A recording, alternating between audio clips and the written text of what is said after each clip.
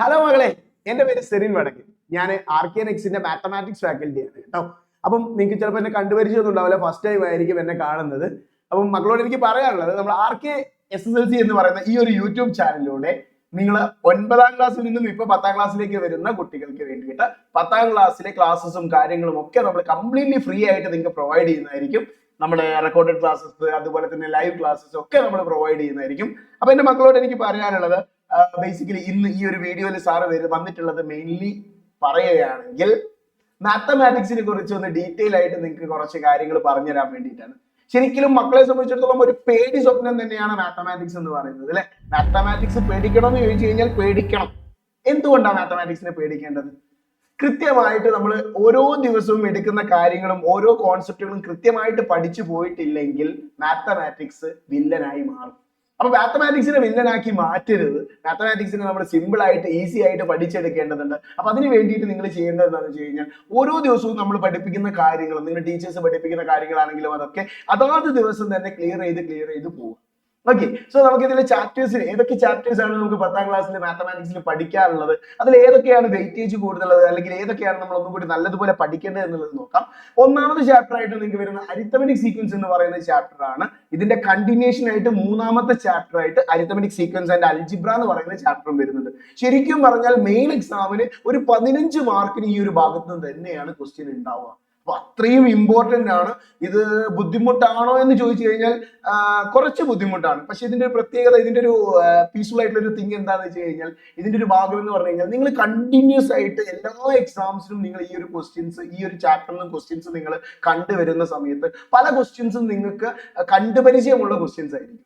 Okay, അതുകൊണ്ട് തന്നെ ഇതൊന്നും കൂടി നിങ്ങൾ ലാസ്റ്റ് എക്സാമിലേക്ക് എത്തുന്ന സമയത്ത് ഈസി ആയി മാറും. ഓക്കെ, സെക്കൻഡ് ചാപ്റ്റർ എന്ന് പറയുന്നത് സർക്കിൾസ് എന്ന് പറയുന്ന ചാപ്റ്റർ ആണ്. ഈ സർക്കിൾസ് എന്ന് പറയുന്ന ചാപ്റ്ററുകൾ ഈ വട്ടം, അതുപോലെ തന്നെ കുറച്ച് ചിത്രം വരയ്ക്കുന്ന കാര്യങ്ങൾ, കുറച്ച് പ്രൂവ് ദാറ്റ് ക്വസ്റ്റ്യൻസ്, കുറച്ച് ആംഗിളുകളൊക്കെ ആയിട്ട് ബന്ധപ്പെട്ട് ആർക്ക്, ആംഗിൾ, ഇങ്ങനത്തെ കാര്യങ്ങളൊക്കെ ബന്ധപ്പെട്ട് വരുന്നതാണ് സർക്കിൾസ് എന്ന് പറയുന്നത് രണ്ടാമത്തെ ചാപ്റ്റർ എന്ന് പറയുന്നത്. ഓക്കെ, മൂന്നാമത്തെ നമ്മൾ നേരത്തെ പറഞ്ഞു. നാലാമത്തെ ചാപ്റ്ററിലേക്ക് വരുന്ന സമയത്ത് സാധ്യതകളുടെ ഗണിതം അല്ലെങ്കിൽ മാത്തമാറ്റിക്സ് ഓഫ് ചാൻസസ് എന്ന് പറയുന്ന ചാപ്റ്റർ ആണ്. ഈ മാത്തമാറ്റിക്സ് ഓഫ് ചാൻസ് എന്ന് പറയുമ്പോൾ, നമ്മളൊരു പെട്ടിയിൽ കുറച്ച് ബോളുകളൊക്കെ ഇട്ട് ആ ബോളിൽ നിന്നും ഒന്ന് എടുക്കുമ്പോൾ അതിന്റെ ചാൻസ് എന്താണ്? വളരെ ഈസി ആയിട്ടുള്ള ഒരു ചാപ്റ്റർ ആണ്. എന്നാൽ നല്ല ടഫ് ക്വസ്റ്റ്യൻസ് ചോദിക്കാൻ സാധ്യതയുള്ള ഒരു ഭാഗമാണ് മാത്തമാറ്റിക്സ് ഓഫ് ചാൻസ് എന്ന് പറയുന്നത്. ഇനി അഞ്ചാമത്തെ ചാപ്റ്ററിലേക്ക് കടക്കുന്ന സമയത്ത് സെക്കൻഡ് ഡിഗ്രി ഇക്വേഷൻ എന്ന് പറയുന്ന, അതായത് മാത്തമാറ്റിക്സിൽ 10ാം ക്ലാസ്സിൽ പല കുട്ടികളും വെറുക്കുന്ന ഒരു ചാപ്റ്റർ ആണ് സെക്കൻഡ് ഡിഗ്രി ഇക്വേഷൻ എന്ന് പറയുന്ന ചാപ്റ്റർ. ഞാനടക്കം ടഫ് ആണെന്ന് വിചാരിച്ചിട്ടുള്ള ഒരു ചാപ്റ്ററും ഞാൻ സ്കിപ്പ് ചെയ്യണം എന്ന് വിചാരിച്ചിട്ടുള്ള ഒരു ചാപ്റ്ററും കൂടിയാണ് എന്തെന്ന് പറയുന്നത്, ഈ പറയുന്ന സെക്കൻഡ് ഡിഗ്രി ഇക്വേഷൻ എന്ന് പറയുന്നത്. കാരണം സ്കിപ്പ് ചെയ്യാം, കാരണം ഇത് 4 മാർക്കിന് ഈ പാഠത്തിന് ചോദിക്കുള്ളൂ. സോ സ്കിപ്പ് ചെയ്താലും നമുക്ക് A+ കിട്ടിയേനെ. അപ്പം ബേസിക്കലി നമ്മൾ പറയുകയാണെങ്കിൽ സെക്കൻഡ് ഡിഗ്രി ഇക്വേഷൻ ആണ് നമുക്ക് അടുത്ത ചാപ്റ്റർ ആയിട്ട് വരുന്നത്. പിന്നീട് നമുക്ക് വരുന്ന ചാപ്റ്റർ എന്ന് പറഞ്ഞാൽ ട്രിഗ്നോമെട്രി എന്ന് പറയുന്ന ചാപ്റ്റർ ആണ്. വളരെ കോമൺ ആയിട്ട് നമുക്ക് സിനിമാസിലൊക്കെ, പല സിനിമാസിലും കോമഡി ഫാക്ടർ ആയിട്ട്, കോമഡി ആയിട്ട് എടുക്കുന്ന ഒരു ടോപ്പിക് ആണ് ട്രിഗ്നോമെട്രി എന്ന് പറയുന്നത്. നമ്മുടെ ഒരു ധർമ്മജന്റെ ഫിലിം ഉണ്ടായിരുന്നു, അതിൽ പറയുന്നുണ്ട് sin Q by cos Q is equal to thank you sir എന്ന് പറഞ്ഞ എണീച്ച് പോകുന്നൊരു സീൻ ഉണ്ട് അല്ലെ. അപ്പൊ അതുപോലെ തന്നെ മറ്റു പല സിനിമകളിലായിട്ട് നമുക്ക് ഇതിന്റെ എക്സാമ്പിൾസും കാര്യങ്ങളൊക്കെ, മീൻസ് ഇതിന്റെ അപ്ലിക്കേഷൻസ് എടുത്ത് കഴിഞ്ഞിട്ട് അതിനെ കോമഡി രൂപത്തിലൊക്കെ മാറ്റിയിട്ടുണ്ട്. ശരിക്കും sin Q by cos Q is equal to tan Q എന്നുള്ളത് നമുക്ക് 10ാം ക്ലാസ്സിൽ 2 മാർക്കിന്റെ പ്രൂവ് ദാറ്റ് ക്വസ്റ്റ്യൻ ആണ് കേട്ടോ. ഇങ്ങനത്തെ കുറെ ഫൺ എലമെന്റ്സ് ഒക്കെ വരുന്ന ഒരു ചാപ്റ്റർ ആണ് എന്തെന്ന് പറയുന്നത്, നമ്മുടെ ട്രിഗ്നോമെട്രി എന്ന് പറയുന്നത്. ബേസിക്കലി അത് കഴിഞ്ഞ് കഴിഞ്ഞാൽ നമുക്ക് കോർഡിനേറ്റ്സ് എന്ന് പറയുന്ന ചാപ്റ്ററിലേക്ക് വരും. കോർഡിനേറ്റ്സ് എന്ന് പറയുമ്പോൾ X ആക്സും Y ആക്സും ഒക്കെ വരച്ച്, നിങ്ങൾ 9ാം ക്ലാസ്സിൽ P of X ഒക്കെ വരച്ച് കണ്ട് പഠിച്ചിട്ടുണ്ട് അല്ലെ. P of X കണ്ടുപിടിക്കുന്നു, പോയിന്റ് മാർക്ക് ചെയ്യുന്നു, ഗ്രാഫ് വരയ്ക്കുന്നു. ഇതുപോലെ തന്നെ ഇതിനേക്കാൾ ആ 9ാം ക്ലാസ്സിൽ പഠിച്ചതിനേക്കാൾ കുറച്ച് സിമ്പിൾ ആയിട്ടുള്ള സാധനമാണ് നിങ്ങൾക്ക് 10ാം ക്ലാസ്സിൽ പഠിക്കാനുള്ളത്. ദെൻ നിങ്ങൾ ടാൻജൻസ് എന്ന് പറയുന്ന ഒരു ചാപ്റ്ററിലേക്കാണ് പോകുന്നത്. ടാൻജൻസ് എന്ന് പറയുന്നത് സർക്കിളിന്റെ ബാക്കിയാണെന്ന് ചോദിച്ചാൽ ബാക്കിയാണ്, ബാക്കി അല്ലേന്ന് ചോദിച്ചാൽ ബാക്കി അല്ലതാനും. ഈ ടാൻജൻസ് എന്ന് പറയുന്ന ചാപ്റ്ററിൽ നമുക്ക് കുറച്ച് സർക്കിളിന്റെ പുറത്തു കൂടി പോകുന്ന ഒരു ലൈനും, ഇതിലും ഈ ഒരു ചാപ്റ്ററിലും കുറച്ച് ആംഗിൾസും പ്രൂവ് ദാറ്റ് ക്വസ്റ്റ്യൻസും ഒക്കെ ആണ് വരാൻ പോകുന്നത്. ഈ പ്രൂവ് ദാറ്റ് ക്വസ്റ്റ്യൻസ് മെയിൻലി വരുന്ന 1-2 ചാപ്റ്റർ ആണ് സർക്കിൾസ്, ടാൻജൻസ് ഒക്കെ എന്ന് പറയുന്നത്.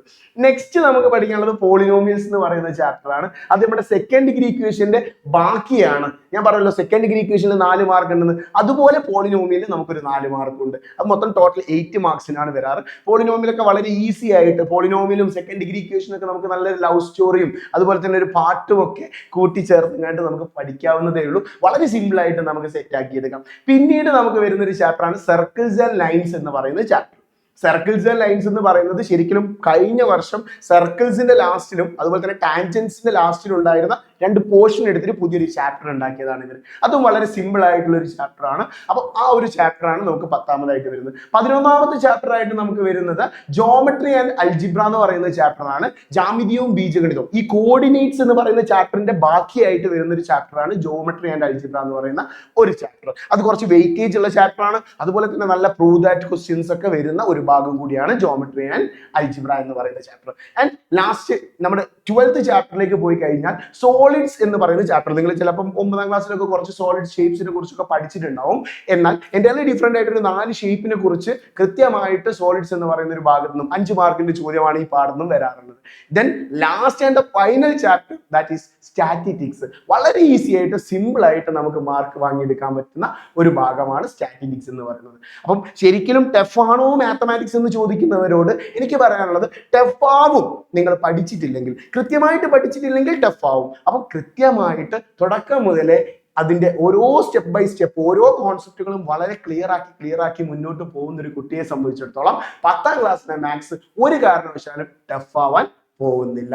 സെറ്റാണെന്ന് വിചാരിക്കുന്നു. അപ്പം നമ്മുടെ ഈ ഒരു ചാനൽ ആദ്യമായിട്ട് കാണുന്ന മക്കളുണ്ടെങ്കിൽ നിർബന്ധമായിട്ട് സബ്സ്ക്രൈബ് ചെയ്ത് വെക്കുക. കൂടുതൽ അപ്ഡേറ്റ്സും കാര്യങ്ങളൊക്കെ ആയിട്ട് നമ്മുടെ കമ്മ്യൂണിറ്റി ചാനലിൽ ജോയിൻ ചെയ്ത് വെക്കാൻ ശ്രമിക്കുക. ഇറ്റ്സ് മീ സെലിൻ വടക്കൻ signing off from RK Next. Bye bye, see you later.